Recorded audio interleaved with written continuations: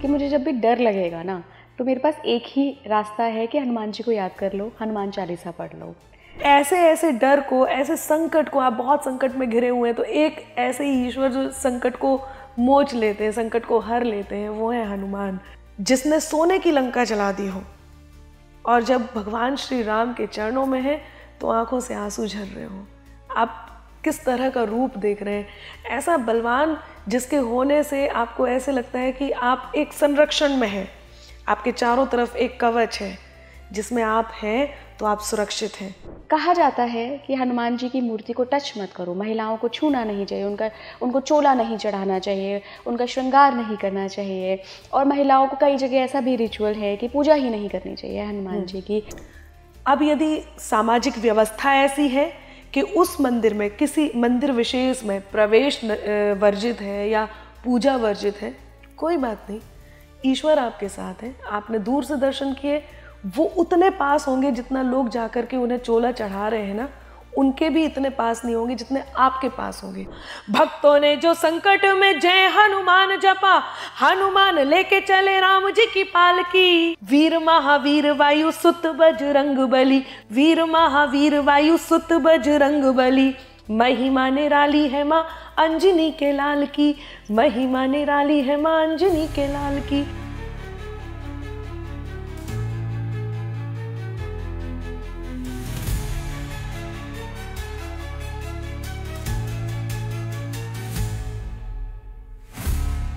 जिस भारत ने माना हरदम घट घट के हैं वासी राम, समता सुख और समृद्धि के सदा रहे अनुप्रासी राम। त्रेता में तो 14 वर्षों का ही बस वनवास मिला, 5 सदी तक पर कलयुग में बने रहे बनवासी राम, बने रहे बनवासी राम। जग बलिहारी जाए अपने परम प्रभु के दर्शन पर, जग बलिहारी जाए अपने परम प्रभु के दर्शन पर। राम भक्त ही राज करेगा दिल्ली के सिंहासन पर, राम भक्त ही राज करेगा दिल्ली के सिंहासन पर। तय कर लो अब सत्य सनातन की छाया हो शासन पर, तय कर लो अब सत्य सनातन की छाया हो शासन पर। राम भक्त ही राज करेगा दिल्ली के सिंहासन पर, राम भक्त ही राज करेगा दिल्ली के सिंहासन पर। जय श्री राम, जय श्री राम, जय श्री राम, जय श्री राम। बहुत बहुत स्वागत है आपका अनामिका जी स्पीकिंग ट्री के इस खास कार्यक्रम कनेक्ट विद अंतःकरण में। बहुत आभार, थैंक यू। आज मैं बहुत खुश हूँ क्योंकि जनरली मेरे किसी भी शो की, पॉडकास्ट की शुरुआत ऐसे गाने से और इतने सुंदर भजन से तो कभी नहीं हुई, जहाँ पर हम राम के नाम से शुरुआत कर रहे हैं। और देखिए कितना बड़ा कोइंसिडेंस है कि आज उन्हीं राम भक्त हनुमान पर विषय रखा है हमने, और आपने शुरुआत ही श्री राम से कर दी है। आशीर्वाद मिल गया। बिल्कुल, मुझे आशीर्वाद तो आज वाकई इसलिए भी मिल गया कि मैंने सोचा भी नहीं था कि इस पंक्ति को ऐसे भी लिया जा सकता है। तो वाकई राम भक्त हनुमान, तो जय बजरंग बली। बिल्कुल, जय बजरंग बली। तो नमस्कार भारत। आप सोच रहे होंगे इला जी ने अभी तक क्यों नमस्कार भारत नहीं कहा। तो देखिए, मैं भक्ति रस में इतना डूब गई थी कि मैं भूल गई कि आप सभी से अपने मेहमान का परिचय भी कराना है। तो आप इस वक्त जो स्क्रीन पर देख रहे हैं, मशहूर गायिका है, कवियत्री हैं, और वीर रस से भरी हुई होती हैं उनकी कविताएं। एक आध्यात्मिक टच मिलेगा आपको, लेकिन वो आध्यात्मिक टच वीर रस के जुड़ा हुआ है। मैं बात कर रही हूँ अनामिका जैन अंबर। किसी परिचय का मोहताज नहीं है। बहुत सारे उनके भजन, उनकी जो कविताएं हैं वो वायरल हो चुकी हैं और सबको ना भक्ति से ओत प्रोत कर देते हैं। उनके जितने भी गीत हैं, वो जो सुर छेड़ती हैं, जो आपने शुरुआत में सुना भी, ऐसा लगता है वाइब्रेशन से उठ गई है। तो अनामिका जी, आप आज स्पीकिंग ट्री के इस पॉडकास्ट में आई, बहुत बहुत धन्यवाद। और मैं भी बहुत धन्यवाद व्यक्त करती हूँ स्पीकिंग ट्री का, क्योंकि मेरा जो ओज का रूप है वो लोगों ने देखा है जी। मोटिवेशंस जो हैं वो लोगों ने देखे, कविताएं, श्रृंगार की कविताएं लेकिन ये रूप मुझे लगता है मैं स्पीकिंग ट्री के माध्यम से ही लोगों तक पहुंचा पाऊंगी, तो इसके लिए मैं दिल से आभार आपका व्यक्त करती हूँ। बिल्कुल अनामिका जी, और जब मुझे पता चला कि आप कनेक्ट विद अंतःकरण में शामिल होने वाली हैं, मैंने बहुत रिसर्च किया आप पर, हमारी टीम ने आप पर बहुत रिसर्च किया, और हमने देखा कि एक जो अनामिका जैन का आध्यात्मिक पहलू है वो लोगों तक नहीं पहुंचा है, चाहे वो उनकी आध्यात्मिक जर्नी हो, कहाँ से शुरू हुई, कैसे माँ सरस्वती का आशीर्वाद उन्हें मिला और हनुमान से वो कैसे जुड़ी। तो समझिए ना, जो वीर रस गाती हैं वो वीर रस के देवता जो कलयुग में बोलते हैं चिरंजीवी हैं, जागृत देवता हैं, उनसे कैसे जुड़ी। लोगों के लिए, इनफैक्ट आपको जो लोग पसंद करते हैं, फॉलो करते हैं, उनके लिए जानना एक अलग अनुभव होगा। जी बिल्कुल। क्या है बजरंग बली? जिन्हें हम हनुमान के नाम से जानते हैं, शिव जी के अवतार, रामचंद्र जी के परम भक्त हनुमान, एक ऐसा मिश्रण शक्ति, भक्ति, समर्पण, सेवा और साथ ही संकट मोचक। आज के दौर में यदि देखा जाए ना, तो युद्ध जो उनसे कनेक्ट है वो इस भी रूप में है, जो भी अध्यात्म की ओर अग्रसर हैं या जो भी थोड़ा बहुत भी अध्यात्म को मानते हैं या जिनके अंदर ऐसी कोई भावना है, वो हनुमान जी को बहुत मानते, बजरंग बली को मानते हैं। उन्हें एक और बात भी है जो हमने सबने जानी है कि इस युग में एक ही देवता ऐसे हैं जो है जिनको महसूस किया जा सकता है, जो कि बजरंग बली हनुमान है। तो वो एक आदर्श भी है, युद्ध सबसे ज़्यादा कनेक्ट भी है। और मैं कैसे देखती हूँ, मैं मेरी लाइन से आपको बताना चाहूँगी कि मैं कैसे देखती हूँ हनुमान जी को। सुनिएगा, मुझे बड़ा प्यारा छंद है। माँ शारदे की अनुकंपा से प्रभु श्री महावीर बजरंग बली हनुमान के चरणों में समर्पित करती हूँ कि मित्रता में राम जी के बने हैं अनोखे मित्र, मित्रता में देखिए आप, मतलब एक ईश्वर की गाथा, वो मित्र हुए तो ऐसे मित्र हुए कि राम जी के मित्र हुए और उन्हीं के भक्त हुए। कि मित्रता में राम जी के बने हैं अनोखे मित्र, राम जी की भक्ति की तो भक्ति की कमाल की, कि श्रद्धा भरी आंखों को तो करुणा का रूप दिखा। हनुमान जी को यदि श्रद्धा भरी आंखें देखें तो वो करुणा के रूप में दिखते हैं, लेकिन वो हैं क्या? कि श्रद्धा भरी आंखों को तो करुणा का रूप दिखा, रण में दिखी है छवि किंतु महाकाल की। तो भक्तों ने जो संकट में जय हनुमान जपा, भक्तों ने जो संकट में जय हनुमान जपा, हनुमान लेके चले राम जी की पालकी। वीर महावीर वायु सुत बजरंग बली, वीर महावीर वायु सुत बजरंग बली, महिमा निराली है माँ अंजनी के लाल की, महिमा निराली है माँ अंजनी के लाल की। तो मैं ऐसे देखती हूँ, और माँ शारदे ने तो बस वरदान ही दिया है कि कोई छंद उनके लिए लिख भी सकूं। तो मैंने सही कहा अपने दर्शकों को जो मैंने बताया आपके बारे में कि वीर रस से ओतप्रोत होती हैं आपकी जितने छंद होते हैं, जितनी कविताएं होती हैं। और हनुमान जी के बारे में क्या खूब लिखा है आपने, एक कविता में ही बता दिया, महाकाल। हाँ बिल्कुल, चाहे उनमें करुणा देख लीजिए, चाहे आप महाकाल की छवि देख लीजिए। और हनुमान जी जैसे हम सभी इष्ट के पास जाते हैं, देवताओं के पास जाते हैं, तो कुछ ना कुछ मांगते हैं, इनसे कहते हैं आप ले लीजिए। और वो क्या लेना है? हमारा डर, हमारा संकट। जब आप डरे हुए हों तो जिस प्रभु को महसूस किया जाता है, ये बिल्कुल सही बात है कि किसी भी प्रकार का डर हो, ऐसा डर जो इस दुनिया के बाहर का भी डर है। लोग कहते हैं भूत पिशाच निकट नहीं आवे, तो ऐसे ऐसे डर को, ऐसे संकट को, आप बहुत संकट में घिरे हुए हैं तो एक ऐसे ही ईश्वर जो संकट को मोच लेते हैं, संकट को हर लेते हैं, वो है हनुमान। और उन्हें महसूस किया जाता है, उनकी भक्ति यदि, और इतने भोले, इतने भोले, इतने आसान है कि आप उन्हें भक्ति में खरीद लो। आप थोड़ा सा उनको याद करो, सच्चे मन से याद करो, आपको लगेगा हनुमान जी आपके साथ चल रहे हैं। कभी आपको लगा ऐसा? मुझे बहुत बार लगा, और ख़ास तौर से मेरे जीवन में कुछ ऐसी घटनाएं भी घटी हैं जो ऐसी घटनाएं थी जिनमें आपको लगे कि अब इस समय मैं क्या करूं, अब इस समय कुछ नहीं हो सकता, मैं एक बार कवि सम्मेलन से आ रही थी, 5 घंटे का मेरे पास टाइम था, बच्चे छोटे थे तो सोचा कि उनसे जाके मिल लूँ, फिर मुझे नेक्स्ट डे निकलना था ट्रेन से। तो जिस ट्रेन से मैं आ रही थी वो ट्रेन, मेरी आँख लग गई और उसके जो निर्धारित समय था मेरे स्टेशन का, उस टाइम पे मेरी आँख खुली तो वो ट्रेन खड़ी हुई थी। मुझे लगा मैं स्टेशन पे हूँ, मैं उतर गई। जब उतरी तब मुझे पता चला कि चारों तरफ अंधेरा है और मैं कहाँ उतर गई मुझे ये पता ही नहीं। मैं जिस डायरेक्शन में ट्रेन गई है उस डायरेक्शन में जाना है या मुझे पीछे जाना है।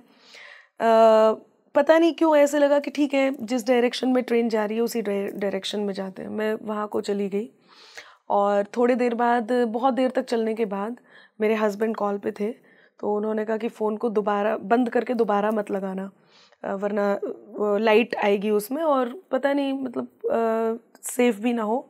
तो फ़ोन पे थे लगातार।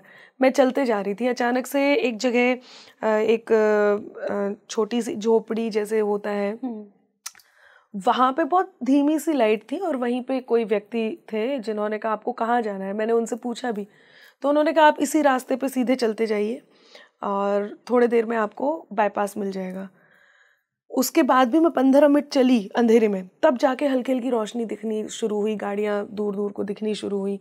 फिर मैंने थोड़ा सा आगे बढ़ी तो मुझे लगा मुझे कुछ और रह गया जो पूछना है। मैंने पीछे मुड़ के देखा तो वहाँ तब तक मुझे दिखाई नहीं दिया।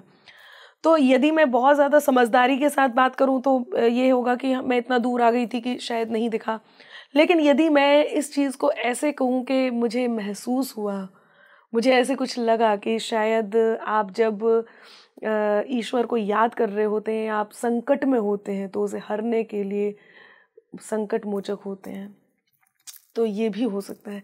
तो बहुत सारे ऐसे इंसिडेंट हैं जिसमें हमने महसूस किया है। हमने इसलिए बोल रही हूँ क्योंकि मेरे साथ वालों ने भी बहुत सारी चीज़ों को बताया है। और ये चमत्कार, ब्रह्मांड, यूनिवर्स, हमारे आसपास, ये सब कुछ है, इसे हम महसूस करते हैं, ये है, ये हुआ है।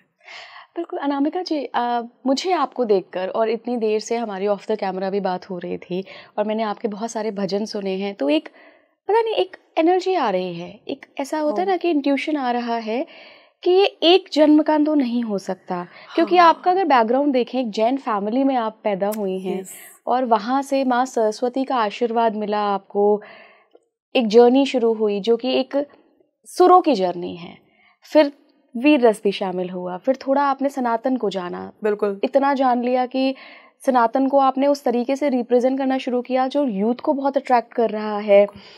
फिर आप हनुमान जी के साथ जुड़ी, तो ये कहीं आपको कभी इंट्यूशन आता है कि एक जीवन का तो नहीं हो सकता? हाँ, मुझे हर बार इस बात का एहसास होता है और मेरा मानना भी यही है कि जो ज्ञान हमने अर्जित किया होता है या जो भक्ति हमने अर्जित की होती है, क्योंकि ये सब कहते हैं, देखिए हमारे इस जन्म के जो पुण्य हैं या पाप हैं, मतलब जो हमारे कर्म हैं, वो तो किसी भी धर्म में, चाहे आप जैनिज्म ले लीजिए, चाहे कोई सा भी धर्म ले लीजिए, ये तय है कि जो आपने कर्म किए हैं उन्हीं का फल आपका भाग्य है, अच्छा या बुरा।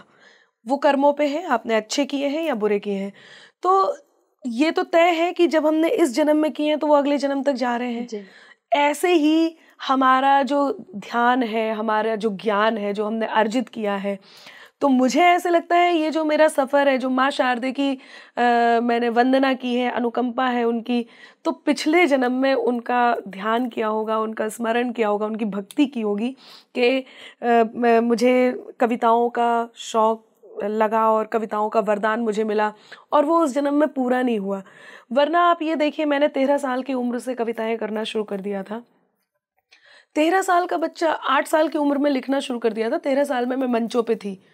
तो इतना छोटा बच्चा क्या ही इमेजिन करेगा या क्या ही होगा। और संसार में बहुत सारी चीज़ें हम सुनने में आता है, वो बहुत छोटा है और उसका दिमाग बहुत चलता है, उसको बहुत सारी बातें, दिमाग चलना और उसके अंदर ज्ञान होना, इन दोनों में बहुत अंतर है। बिल्कुल। आपका IQ लेवल बहुत अच्छा है, वो ठीक है, वो उसी के लिए अच्छा होगा जो आप प्रेजेंट में देख रहे हैं।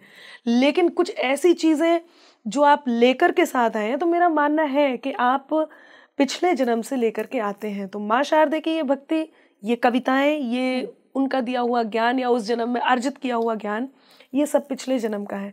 एक छोटी सी बात मैं आपको बताती हूँ।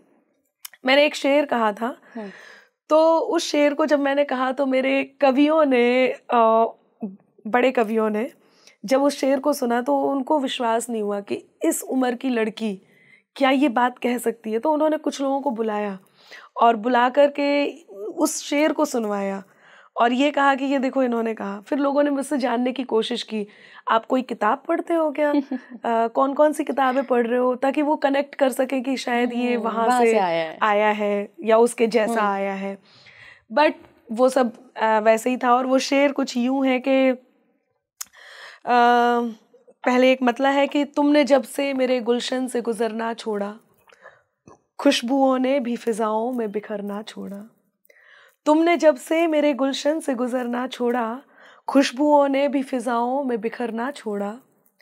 और मेरी आंखों में जमी बर्फ पिघल सकती थी, मेरी आंखों में जमी बर्फ पिघल सकती थी, धूप ने क्यों मेरे आंगन में उतरना छोड़ा। ये शेर हुआ था और इसको देख करके कहा। तो फिर मेरा मानना है ये तय है, आप जो पिछले जन्म में करते हैं वो आपको अगले जन्म में उसका सामना करना होता है। अब वो अच्छा है या बुरा ये आपको समझना होगा। इसलिए जो लोग सुन रहे हैं वो ध्यान रखें कि इस जन्म में यदि आपने मन से, हृदय से कोई ध्यान अर्जित किया है या आप किसी की भक्ति में हैं तो ये तय है अगले जन्म में वो साथ जाने वाला है। तो बिल्कुल मत सोचिए समय कम है, ज़्यादा है, कौन सी उम्र है, लग जाइए। जिस समय आंखें खुले उस समय आध्यात्म में डूब जाइए। बिल्कुल। हनुमान जी को आप कैसे देखती हैं? मतलब मैं अगर आपको अपना एक्सपीरियंस बताऊं तो बचपन से जब भी मुझे हनुमान जी की बात करनी होती थी तो मुझे एक चीज़ बहुत अच्छे से पता थी कि मुझे जब भी डर लगेगा ना तो मेरे पास एक ही रास्ता है कि हनुमान जी को याद कर लो, हनुमान चालीसा पढ़ लो। आप कैसे कनेक्ट करती हैं हनुमान जी से? देखिए, हनुमान जी को ईश्वर के साथ, संकट मोचक के साथ, मैं उनके जीवन दर्शन को भी महसूस करती हूँ। वो ईश्वर जो सेवक थे, वो ईश्वर जिनकी भक्ति करते हुए आपको ये समझ आ जाता है, ये बताया जाता है या आपको लगता है कि आपको उनके आराध्य की भी आराधना करनी होगी। अर्थात मतलब ऐसा ईश्वर जो खुद भक्त है। तो आप ये सोचिए कि आप किस भक्ति में भक्त होंगे, आप किस स्तर के भक्त होंगे कि जो आप भक्त को ईश्वर कह रहे हैं और वो जिस ईश्वर के भक्त हैं उसकी आराधना आपको करनी है। वो शक्ति का रूप है, वो भक्ति का रूप है, वो समर्पण का रूप है, समर्पण का पर्याय है। वो इन सब के आदर्श हैं। मित्र हुए तो मित्र हुए, सेवक हुए तो सेवक हुए। ऐसा बलवान जिसने सोने की लंका जला दी हो और जब भगवान श्री राम के चरणों में है तो आंखों से आंसू झर रहे हो। आप किस तरह का रूप देख रहे हैं। ऐसा बलवान जिसके होने से आपको ऐसे लगता है कि आप एक संरक्षण में हैं, आपके चारों तरफ एक कवच है जिसमें आप हैं तो आप सुरक्षित हैं। और फिर ये तो तय है, ये सब जानते भी हैं और मानते भी हैं कि एकमात्र ऐसे ईश्वर जो इस युग में भी हैं जिनको हम महसूस कर सकते हैं। तो किस रूप में आ जाए पता नहीं चलता। मैं आपको बताती हूँ, मंगलवार को मेरे हस्बैंड ने एक तय किया कि उनको बताया गया कि मंगलवार को आपको ये सामान है जो मतलब वानर को देना है। एक बार या तो कोरोना का समय था या पता नहीं क्या, एक बार हम लोगों को टाइम नहीं मिला, इनको टाइम नहीं मिला। आप विश्वास करेंगे उस दिन मंगलवार को बाई चांस हमारे घर में बंदर आया। और ये बहुत बड़ी चमत्कार की बात थी कि हम लोगों ने फिर उसको चने और जो भी चीज़ें देनी थी वो दिया, केला वगैरह। तो आप ये देखिए कि मैं कैसे देखती हूँ, ऐसे देखती हूँ कि ऐसा आप भगवान के पास जा रहे हैं। वो भगवान जो आपको भक्त स्वीकार कर लें, आप पे उपकार कर दें, तो वो आपके पास भी आते हैं, ऐसे ईश्वर। तो बिल्कुल जो आप कह रहे हैं कि बचपन में आप ऐसे मानते थे कि मुझे डर लग रहा है तो फिर हनुमान जी को याद कर लो, ये सच भी है। इसे एक बार बस महसूस करने की देरी है। तो मैं ऐसे देखती हूँ। अनामिका जी, यूथ आपको फॉलो करता है, बहुत सारे लोग हैं। देखिए, हम जब एक आइडियोलॉजी सेट करते हैं, हम जब अध्यात्म के रास्ते पर चलते हैं, तो लोग हमारे जीवन से प्रेरणा लेते हैं और डेफिनेटली हमसे जुड़ते हैं, क्योंकि वो एनर्जी ही है, वो हमारा एक ऑरा फील्ड है जो लोगों को लगता है कि हाँ, जब इनके जीवन में हनुमान जी चमत्कार कर सकते हैं तो मेरे जीवन में भी कर सकते हैं, ये जुड़ सकती हैं तो मैं भी जुड़ सकती हूँ। एक बहुत अहम सवाल जिसको लेकर मेरी जो महिला ऑडियंस हैं, जो मेरी छोटी बच्चियां हैं, लड़कियां हैं, महिलाएं हैं, जो हमेशा कंफ्यूज रहती हैं, हालांकि मैंने बहुत उनका कंफ्यूजन मिटाने की कोशिश की है, लेकिन आपके मुंह से सुनेंगी तो शायद और बेहतर तरीके से समझ आएगा। बिल्कुल। कहा जाता है कि हनुमान जी की मूर्ति को टच मत करो, महिलाओं को छूना नहीं चाहिए, उनको चोला नहीं चढ़ाना चाहिए, उनका श्रृंगार नहीं करना चाहिए, और महिलाओं को कई जगह ऐसा भी रिचुअल है कि पूजा ही नहीं करनी चाहिए हनुमान जी की। आप कैसे लेती हैं इसको? देखिए इला जी, सबसे पहले तो मैं एक बात ये बोलूँगी कि भक्ति और कर्म, ये जो दो चीज़ें हैं, ये एक दूसरे की पूरक हैं। राइट। जिनसे ये कहा जाता है कि आपको पूजा ही नहीं करनी है, तो इस बात का मैं विरोध करती हूँ। महिलाओं को आप ईश्वर के साथ कौन सा रिश्ता बनाते हैं, सबसे पहले हमें ये देखना है, चाहे पुरुष है या महिला है। हम इंसानों के साथ रिश्ते बनाते हैं, वो रिश्ते जो समाज ने बनाए हैं। अब ईश्वर के साथ तो कुछ है ही नहीं, क्या रिश्ता बनाया जाए। हनुमान जी को पूजना ज़रूर चाहिए, क्योंकि वो तो ईश्वर हैं। यदि आप उनको ईश्वर मान रहे हैं तो आप उन्हें बड़े भाई कह दीजिए, आप उन्हें रक्षक कह सकते हैं, आप उन्हें गुरु कह सकते हैं। उनको ज़रूर, आपका यदि मन है तो आपको लोगों की बातों में नहीं आने चाहिए। अब यदि सामाजिक व्यवस्था ऐसी है कि उस मंदिर में, किसी मंदिर विशेष में प्रवेश वर्जित है या पूजा वर्जित है, कोई बात नहीं, ईश्वर आपके साथ है। आपने दूर से दर्शन किए, वो उतने पास होंगे जितना लोग जाकर के उन्हें चोला चढ़ा रहे हैं ना, उनके भी इतने पास नहीं होंगे जितने आपके पास होंगे। भाव प्रधान देश है, भाव प्रधान धर्म है। यदि आप भावों में उनको पूरी तरह से ध्याते हैं, पाते हैं, तो फिर वो तो बहुत दूर की बात रह जाती है, उसमें तो फिर कुछ है ही नहीं। यदि आपके अंदर है, आप तो महिला है, लिंग भेद ईश्वर नहीं करते हैं, और उनके लिए तो उनकी बनाई हुई सृष्टि का हर अंश उनका है। अब यदि ऐसा ही होता तो फिर महिलाओं को सृष्टि में नहीं रखा जाता ना। हम भी तो उसी सृष्टि का, उस प्रकृति का हिस्सा है। माँ अंजनी उनकी महिलाएं हैं, तो आप उन्हें, कुछ लोग इतने प्यार से ईश्वर को देखते हैं, अब जैसे लड्डू गोपाल हैं, इतने प्यार से देखते हैं कि उन्हें बच्चा मान लेते हैं और इतने आदर्श से देखते हैं मीराबाई कि उन्हें प्रियवर मान लेती हैं, तो गोपियाँ उन्हें प्रियवर मान लेती हैं। तो ईश्वर को आप जो माने, बस उसमें वो भक्ति, वो प्रेम, वो स्नेह होना चाहिए जो कहीं ना कहीं आपको उनसे जोड़ दे। तो महिलाओं को, यदि आप ईश्वर के पास नहीं जा सकते तो आप ईश्वर को बुला लीजिए, ईश्वर आपके पास आएंगे, और कोई बिल्कुल घबराने की ज़रूरत नहीं है।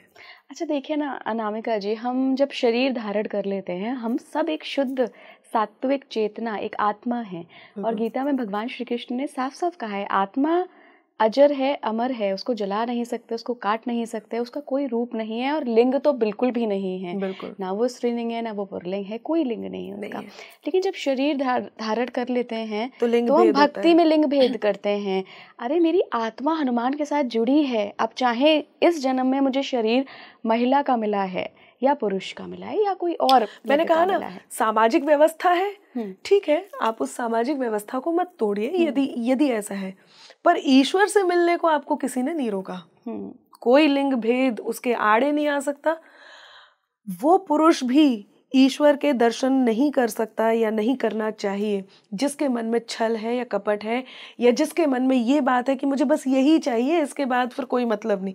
यदि आप ऐसा कुछ सोच करके जाते हैं, निस्वार्थ नहीं है, तो फिर आप पुरुष भी हैं तब भी ईश्वर आपके नहीं है, तब भी हनुमान जी की पूजा करके आपको कोई फायदा नहीं। और आप महिला हैं और उसके बाद भी आप अपने आप को ईश्वर को समर्पित कर देते हैं, तो आप पाएंगे कि वो आपके साथ खड़े हैं। तो यही है, यही भक्ति है, और यही जितना यूथ मुझे सुन रहा है तो वो उनकी शक्ति है। एकमात्र सच्चा प्रेम ईश्वर से है। आजकल लोग मूवीज़ देख रहे हैं और उसमें कोई यदि आपसे रूठ रहा है तो वहाँ कहीं ना कहीं ईगो आता है सामने। ईश्वर जो आपसे रूठ ही नहीं सकते, या इतने सरल कि आपको ऐसे लगता है कि आजकल वो रूठे हुए हैं, वो होता कुछ नहीं है, वो आपके कर्मों का उदय होता है, और कर्म आपको काटने हैं, हर हालत में काटने हैं। आप बहुत कुछ लोगों के मन में आता है कि मैं इतनी पूजा कर रही हूँ, इतनी भक्ति कर रही हूँ, उसके बाद भी मेरे साथ बुरा हो रहा है, मैं सफल नहीं हो पा रही हूँ, मैं आगे नहीं बढ़ पा रही हूँ। तो वो ध्यान से इस बात को समझ लें, जो आप पूजा कर रहे हैं, जो पुण्य कर रहे हैं, वो ईश्वर की भक्ति आप कमा रहे हैं, वो सब कुछ आपके पास है, संचित है, वो आप ही के लिए है, कुछ भी बेकार नहीं गया। लेकिन जो पूर्व जन्म के कर्म हैं या पूर्व में इसी जन्म के किए हुए कर्म हैं, वो आएंगे ही सामने और आपको उन्हें भुगतना होगा। यदि आप कहें तो एक छोटा सा दृष्टांत मैं सुनाती हूँ। भीष्म पितामह जब उस पे सैया पे लेटे हुए थे, सैया पे, तो बाणों से वो छिंदित थे।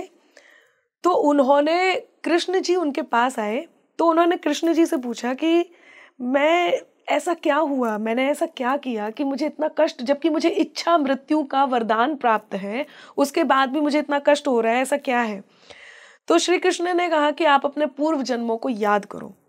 तो उन्होंने ध्यान किया और उन्होंने बहुत सारे पूर्व जन्म देखे, उन्हें कहीं पे भी ऐसा नहीं मिला। तो उन्होंने कहा मैंने 99 तक देख लिए। बोले और एक और देखो। जब वो 100वें तक पहुँचे तो उन्होंने देखा कि वो एक राजा थे, और वो राजा जो भगवान की भक्ति के लिए रथ पे जा रहे थे, तो मंदिर उन्हें पहुंचना था, तो सामने एक सांप पड़ा हुआ था रोड पे, मतलब रथ के सामने था। तो उन्होंने सैनिकों को आदेश दिया कि इसे हटा दो ताकि ये मर ना जाए। उनका इंटेंशन देखिएगा आप, कि ताकि रथ के नीचे ना आ जाए और सांप मर ना जाए। सैनिकों ने सांप को उठाया और फेंक दिया। इसके बाद वो बोले तो मैंने तो अच्छा किया। बोले थोड़ा और देखिए, आप ये देखिए, जब आपके आदेश से सैनिकों ने जिस सांप को फेंका था वो झाड़ियों में जाके छिंदित हो गया था, कंटीली झाड़ियों में जाकर के वो वैसे ही छिंदित था जैसे आज आप हैं। और वो जितने दिन तड़प के मरा है उतने ही दिन का आपको ये पाप है, क्योंकि आपके आदेश से हुआ।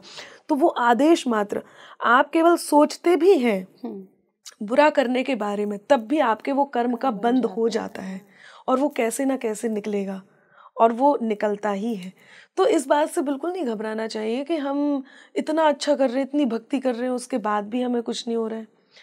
तो नारियों को ये चाहिए कि वो पूजा भी करें, वो उन्हें ध्याएं भी, बिल्कुल पीछे ना हटें। इस बात से बिल्कुल मत घबराइए। जब तक आप इस बात को नहीं सोच रहे, जब तक आप सोच रहे हैं आप केवल वो आत्मा है जिसको प्रभु में लीन होना है, तब तक आपका शरीर बीच में नहीं आ सकता। अनामिका जी, आप जैन धर्म से बिलोंग करती हैं।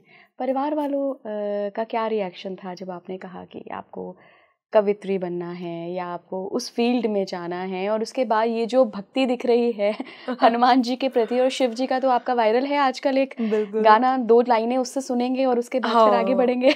बिल्कुल, मैं ज़रूर सुनाती हूँ। आजकल माँ शारदे ने देखिए शब्द संयोजन कैसा दिया है कि मैं शिव जी की भक्ति में पंक्तियाँ कह पाई हूँ कि जटाजूट से बहती गंगा कांवड़ियों के संग हो ले, जटाजूट से बहती गंगा कांवड़ियों के संग हो ले, नाचे जो नटराज हृदय में धरती डोले बम भोले, नाचे जो नटराज हृदय में धरती डोले बम भोले, बम बम भोले बम भोले।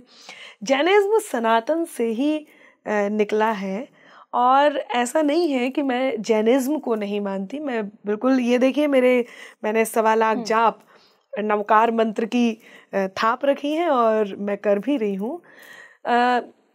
ये आपको मानने के ऊपर है कि आप किसको मान रहे हैं। माँ शारदे की मैं आराधक हूँ, वो मेरी आराध्य हैं। और हमारे यहाँ जिनवाणी माँ को, जो शास्त्र है हमारी, जिनवाणी माँ को माँ सरस्वती ही कहा जाता है।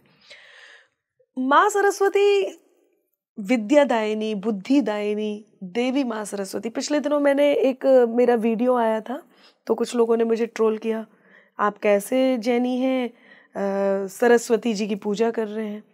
उन्हें क्या ही जा कर के बताऊँ, माँ सरस्वती जो विद्यादायिनी है, इससे कोई फर्क नहीं पड़ता आप किस धर्म के हैं, विद्यादायिनी तो सरस्वती जी ही है।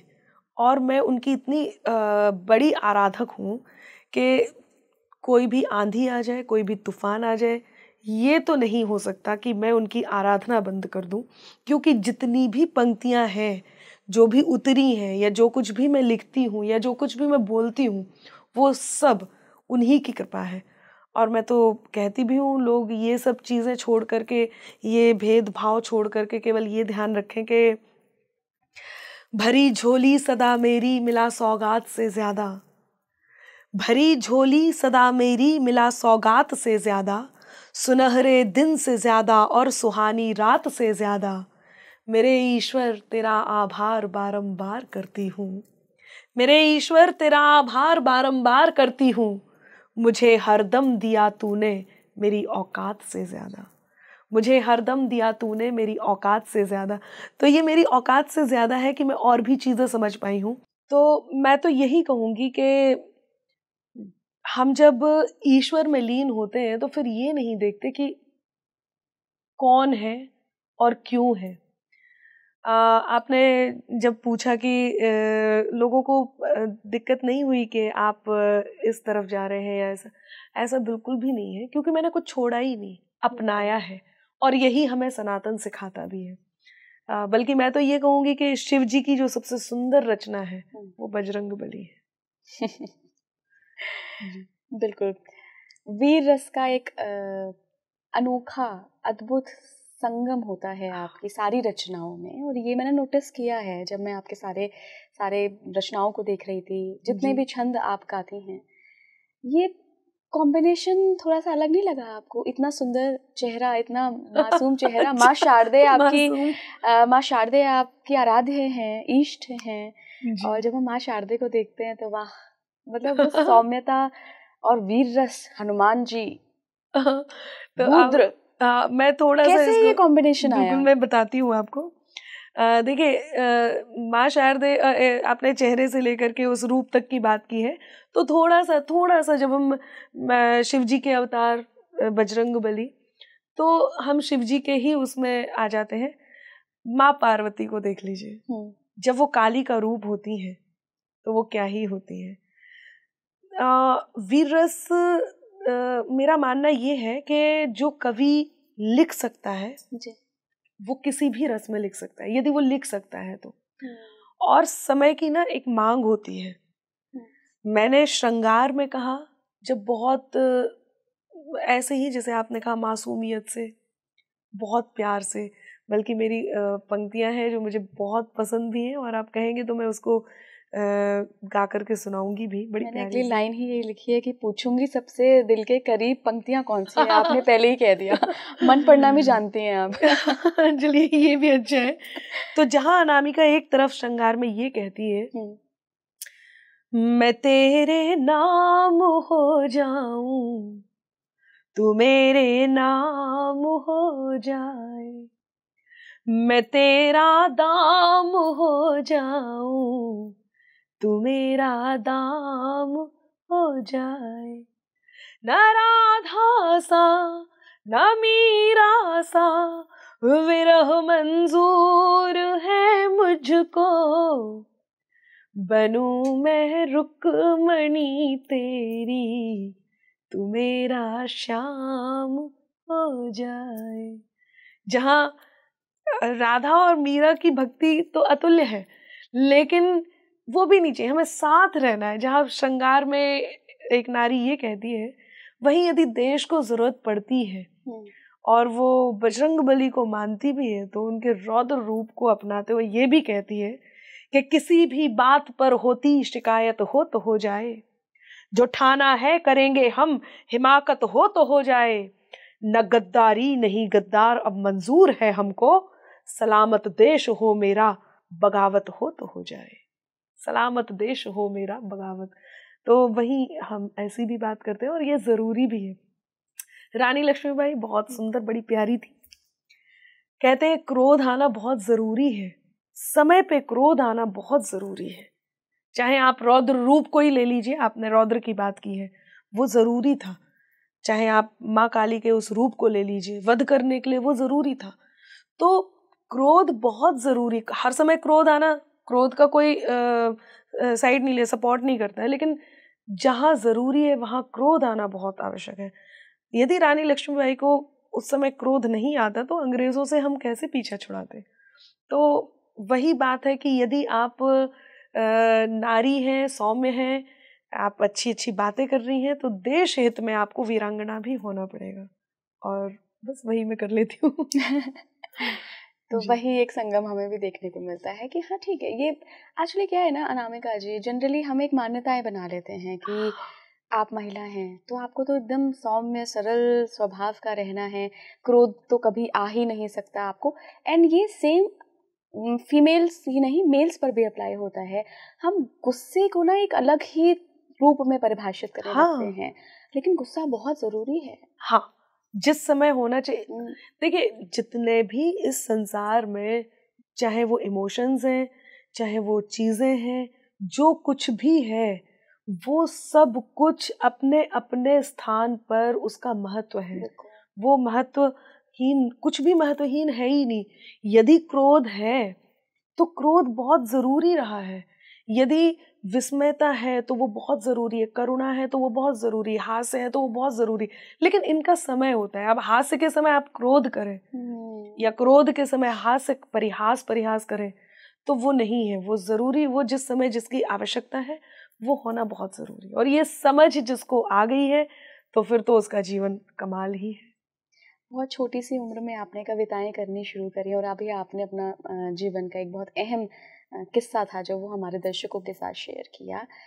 ये डेफिनेटली कहीं हमारा प्रारब्ध होता है, बहुत सारे जन्मों से वो टैलेंट हम लेकर आते हैं। बिल्कुल, ये आपको आभास हो गया था उस उम्र में और अभी भी शायद आप कहीं ना कहीं ये मानती हैं। मैं हमेशा मानती हूँ, बल्कि हर समय मानती हूँ। और मैं ये सिर्फ इतना ही नहीं कि जो मैं लेकर के आई हूँ, मैं ये भी मानती हूँ मैं लेकर के जाऊंगी भी। मुझे इस बात का पूरा विश्वास है। उद्देश्य कभी आपको लगा कि क्या उद्देश्य है, भारत में, भारत भूमि में जन्म मिला और एक ऐसे परिवार में, क्योंकि जैनिज्म में हम देखते हैं एक सामान्य परिवार भी हो, वहाँ बहुत अच्छी शिक्षाएं दी जाती हैं, अध्यात्म की शिक्षाएं दी जाती हैं, फिर आपका हनुमान जी से, शिव जी से जुड़ाव, आपको कभी महसूस हुआ कि लाइफ पर्पस क्या है मेरा? हाँ, बिल्कुल हुआ है और उसके लिए मैंने बहुत कुछ किया भी है। जैसे कि 12th के बाद मैं मेडिकल करने वाली थी, फर्स्ट अटेम्प्ट में ही मेरा CPMT क्रैक कर लिया था मैंने, पर मैं नहीं गई। वैसे तो उसका कारण ये था कि मेरी दादी को मेरे से बहुत अटैचमेंट था, तो उन्होंने नहीं जाने दिया और मैंने भी बहुत अच्छे से छोड़ दिया। उसके बाद 3 बार मेरी गवर्नमेंट जॉब भी लगी, जिसको मैंने छोड़ दिया, क्योंकि ये भान तो हो गया था कि जो कविता है, पोएट्री है, इसको मास बनाना है। मैं जिस क्षेत्र से आती हूँ, कविताएं आज भी इला जी, मतलब एक लोगों के मन में एक बात होती है, कवि होगा तो वो बड़ी सी दाढ़ी और झोला सा टांग के और पता नहीं क्या ही कह रहा होगा, अपनी धुन में मस्त होगा, या ऐसे ही, मतलब कवि या कवित्री। तो ऐसा नहीं है। हमें ये बताना है कि आदि कवि वाल्मीकि जी जब कविता उन्होंने लिखी तब जाकर के हम रामचंद्र जी को जान पाए। जब चालीसा, हनुमान चालीसा, जब वो कविता, जब चौपाइयाँ बनी, तब जाकर वो कवि की कलम ही थी जिसके कारण हम ईश्वर को जान पाए। आप बताइए, आपने कहीं ऐसे ही पढ़ा हो? गीता, जब हमने उन श्लोकों को पढ़ा, वो कवि की ही कलम थी जिनको पढ़ करके हम जान पाए। तो कहने का अर्थ ये है कि वो जो कविता है, वो रचना है, वो गीत है, वो श्लोक है, वो छंद है, वो दोहे हैं, जिनके कारण हम चाहे कबीरदास, रहीमदास को हम देख लें तो इनके दोहे जो आज तक भी लोग अपने जीवनचर्या में प्रयोग करते हैं। बोली एक अमोल है जो कोई बोली जानी, ये तराजू तोल के तब मुख से बाहर आनी। आज भी हम इन बातों को लोगों तक पहुंचाते हैं। हम ईश्वर की जब कल्पना करते हैं, ईश्वर शक्ति की कल्पना, स्वरूप की कल्पना करते हैं, शक्ति की कल्पना करते हैं, तो हम ये कहते हैं साहब सो सब होते बंदे ते कछु नाही, राई ते पर्वत करे पर्वत राई माही। ईश्वर से ही सब कुछ होता है। या जब हम गुरु की बात करते हैं तो एक ही अब तक भी यही एक दो है, गुरु गोविंद दो खड़े काके लागे पाओ, बलिहारी गुरु आपने गोविंद दियो बताए। तो मेरा कहना ये है कि वो कवि ही है जिसकी कलम से हम बहुत सारे मतलब ईश्वर से लेकर के संसार तक को समझ रहे हैं। ऐसे में मेरा उद्देश्य ये है कि कविताओं को लोगों तक पहुंचाया जाए, कवियों के महत्व को पहुंचाया जाए। एक समय था, अभी भी मैं इस बात को मानती हूँ कि लोगों तक कवि क्या होते हैं ये अभी तक नहीं लोगों तक पूरी तरह से पहुंचा है। लोग गीत सुनते हैं, हमारे कई सारे ऐसे गीत हैं अभी तक भी जो एक प्यार का नगमा है, मौजों की रवानी है, जिंदगी और कुछ भी नहीं तेरी मेरी कहानी है, संतोष आनंद जी का लिखा हुआ ये गीत लोग जानते हैं किसने गाया है, लोग जानते हैं किस पे फिल्माया गया है, लोगों को ये कम पता है किसने लिखा है। शोखियों में घोला जाए फूलों का शबाब, गोपाल दास नीरज जी, ए भाई जरा देख के चलो आगे भी नहीं, गाने सुने हैं, लोगों को पता है किस पे फिल्माया गया है, लेकिन किसने लिखा है ये अभी तक भी लोगों में नहीं पहुंचा है। तो हम चैनल्स के माध्यम से, अपने शोज के माध्यम से कवियों को लोगों तक पहुंचा रहे हैं किसी न किसी माध्यम से। चाहे जैसे मैं हूं तो मैंने सिंगिंग में भी अपनी कविताओं को लोगों तक पहुंचाया, ताकि अनामिका को जब उसका आप मुझे यदि मेरा नाम लें तो मेरे साथ ये कहें, मेरी डेजिग्नेशन यदि आप बताएं तो आप ये कहें कवित्री अनामिका अंबर। यही मेरा उद्देश्य है कि कविताओं को मास बनाया जाए, कविताओं को लोगों तक पहुंचाया जाए, कवियों के इस श्रम को, उनके लेखन को, इस लेखनी को लोगों तक पहुंचाया जाए। और इन सबसे ऊपर माँ शारदे के इस वरदान को, जिसमें कवियों को ये भ्रम है कि हम लिखते हैं, असलियत ये है कि ये पंक्तियां ऊपर से उतरती हैं और हम उनको लिख देते हैं। आपको एक बात बताती हूँ, आपके इस प्रश्न का उत्तर थोड़ा सा लंबा हुआ लेकिन बहुत सच्ची घटना है। मैं एक अखबार के कार्यक्रमों में सीरीज में थी, तो जनरली हमारे यहाँ सरस्वती वंदना होती है, तब कवि सम्मेलन शुरू होता है। तो जाहिर सी बात होती है कि सरस्वती वंदना कवित्री ही करती है। मैं पहले उस मंच पे थी, मुझसे वंदना नहीं करवाई गई। मैंने कहा हो सकता है दूसरी कवित्री है तो उससे करवाई।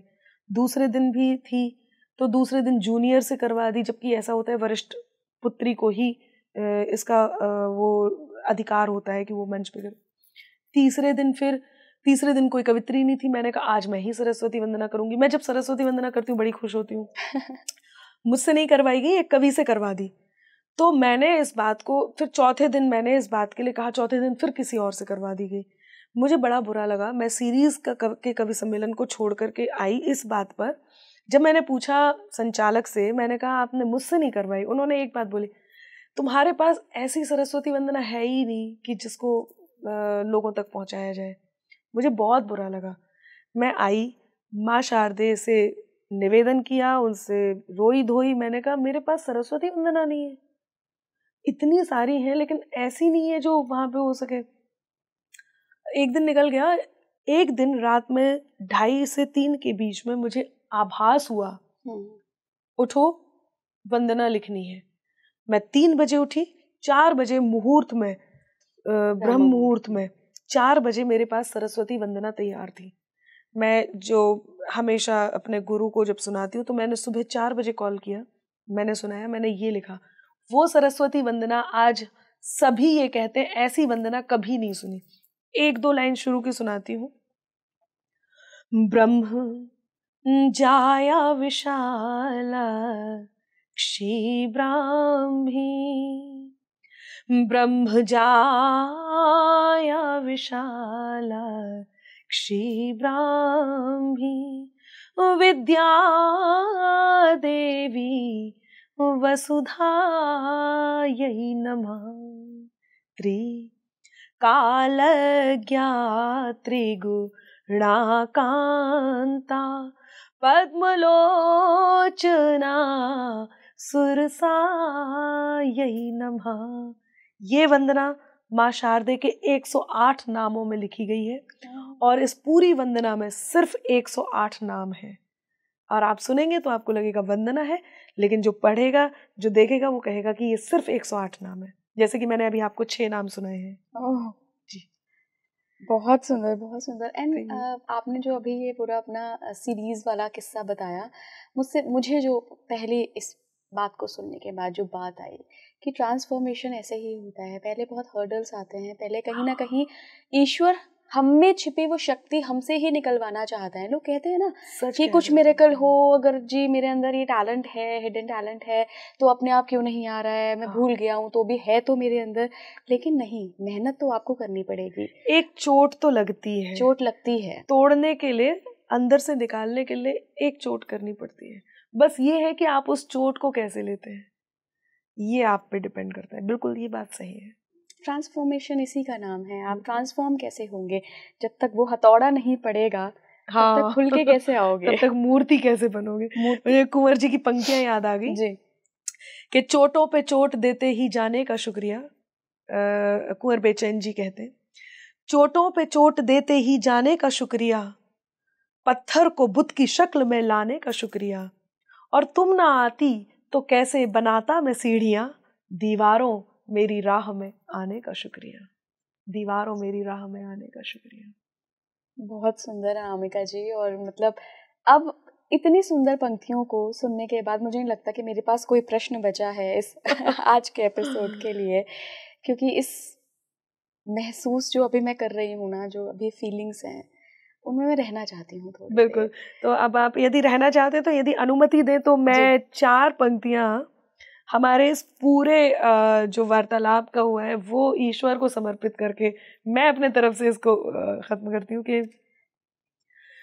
जुड़ी जीवन की तुमसे जो प्रभु वह आस न टूटे, किसी भी हाल में मेरी कभी अरदास न टूटे, दिखाया रास्ता अब तक तो आगे भी दिखाओगे, मेरे ईश्वर मेरे भगवन, मेरा विश्वास न टूटे, मेरे ईश्वर मेरे भगवन। यही है बस। बहुत सुंदर अनामिका जी, बहुत सुंदर।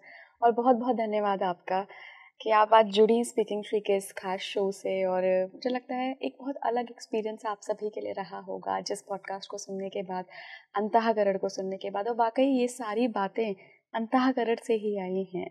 हमने जितनी सारी बातें करी, आप मुझे कमेंट बॉक्स में बताइएगा कि आपको कैसा लगा आज का ये जो हमारा विषय था, जितना अनामिका जी ने अपना पर्सनल अनुभव शेयर किया। क्योंकि देखिए, बहुत कम होता है कि हम कवियत्री के मुंह से अध्यात्म की बातें सुने और खास करके वो अपने इष्ट के बारे में बात करें।